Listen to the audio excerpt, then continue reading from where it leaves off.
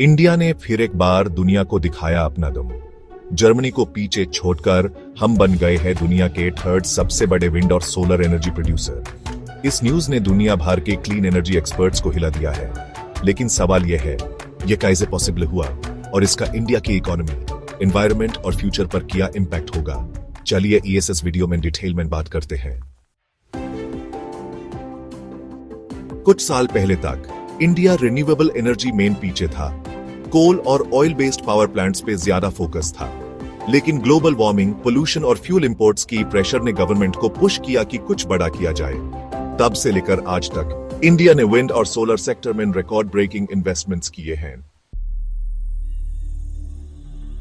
अब सुनो, इंडिया ने 82 GW से ज्यादा सोलर और 44 GW विंड पावर जनरेट किया है। टोटल मिला के लगभग 125+ GW क्लीन एनर्जी।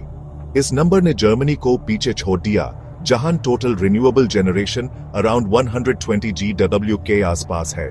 और ये सब सिर्फ 5-6 सालों में पॉसिबल हुआ है। इंडिया का टारगेट है 2030 तक 500 GW तक पहुंचना। मतलब अभी तो ये सिर्फ ट्रेलर है। Indian government ने multiple initiatives launched Kia International Solar Alliance (ISA), EK Global Partnership (India-led), Production-Linked Incentives (PLI) scheme for solar panel manufacturing, large-scale solar parks in states like Rajasthan, Gujarat, and MP, wind corridors in Tamil Nadu, Gujarat, and Karnataka. Private players जैसे Adani Green, Tata Power और Renew Power भी aggressively invest कर रहे हैं। Renewable sector से employment बढ़ा है, lux of direct and indirect jobs. Energy imports भी डिपेंडेंसी कम हो रही है। लॉन्ग टर्म में इलेक्ट्रिसिटी प्राइसेस भी स्टेबलाइज होने की उम्मीद है।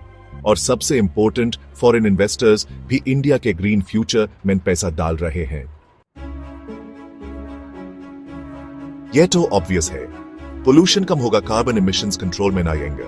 लार्ज सोलर फार्म्स बैरन लैंड्स में यूज हो रहे हैं, जो अदरवाइज बेकार पड़े होते। सिटीज में रूफटॉप सोलर सिस्टम्स पॉपुलर हो रहे हैं, स्पेशली स्मार्ट सिटीज में। और इंडिया ग्लोबल क्लाइमेट समिट्स में अब एक लीडर बन के उभर रहा है। सब कुछ परफेक्ट नहीं है। एनर्जी स्टोरेज सॉल्यूशंस अभी भी एक्सपेंसिव हैं। ग्रिड इंफ्रास्ट्रक्चर को अपग्रेड करना जरूरी है। कुछ स्टेट लेवल पॉलिसीज स्लो है, बट ठीक वही बात इंडिया स्पीड से लर्न भी कर रहा है। तो दोस्तों, इंडिया का रिन्यूएबल रेवोल्यूशन अब अनस्टॉपेबल है। अगली बार जब आप सोलर या विंड टर्बाइन देखें, तो याद रखें ये सिर्फ एक पावर सोर्स नहीं, बल्कि एक बदलाव का सिंबल है। लाइक, शेयर और सब्सक्राइब जरूर करना, क्योंकि ऐसे ही देश बदल रहा है।